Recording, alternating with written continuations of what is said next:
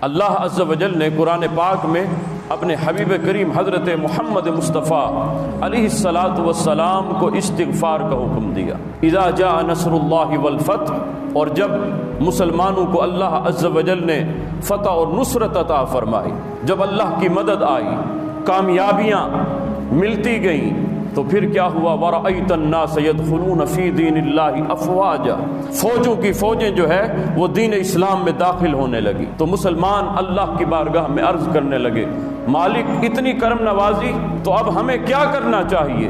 تو رب نے فرمایا فَسَبِّحْ بِحَمْدِ رَبِّكَ وَاسْتَغْفِرْ، اے حبیب آپ کو چاہیے اپنے رب کی حمد و ثنا کریں، اس کی تعریف کریں، اس کی بزرگی بیان کریں، وَاسْتَغْفِرْهُ، اور اس کی بارگاہ میں استغفار طلب کریں، اِنَّهُ كَانَ تَوَّابًا، کیونکہ بے شک وہ گناہوں کو معاف فرمانے والا اور وہ بخشش عطا فرمانے والا ہے۔